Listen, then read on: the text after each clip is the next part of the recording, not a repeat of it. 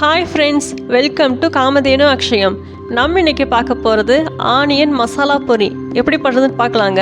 ரொம்ப சிம்பிளான ரெசிபி இது. மழை காலத்தில் சாப்பிட்றதுக்கு ரொம்ப டேஸ்டியாக இருக்கும். 2 நிமிஷம் கூட போதும். இது ரெடி பண்ணிடலாம். இப்போ எப்படி பண்ணுறதுன்னு பார்க்கலாங்க.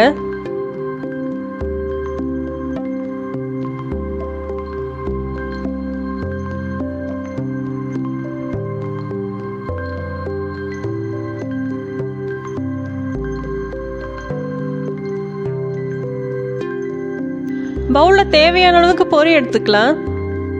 இது ஒரு 100-150 கிராம் அளவுக்கு இருக்கும். பொரி எடுத்திருக்கேன்.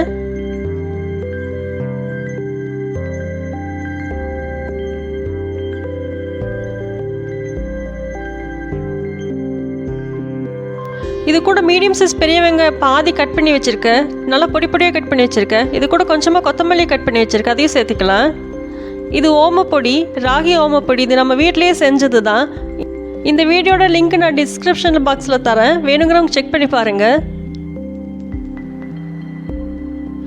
இது கூட 1/2 டீஸ்பூனுக்கு கொஞ்சம் கம்மியாக கரம் மசாலா சேர்த்திக்கலாம். இதை பொறுக்க தேவையான அளவுக்கு உப்பு சேர்த்திக்கலாங்க. கொஞ்சமாக சேர்த்தினாலே போதும்.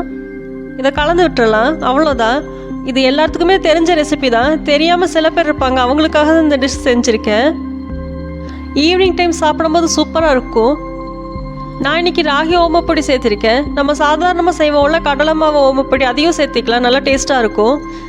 2 நிமிஷம் கூட ஆகிறது செய்யறதுக்கு. ஆனால் டேஸ்ட் அல்டிமேட்டாக இருக்கும். கண்டிப்பாக செஞ்சு பாருங்கள்.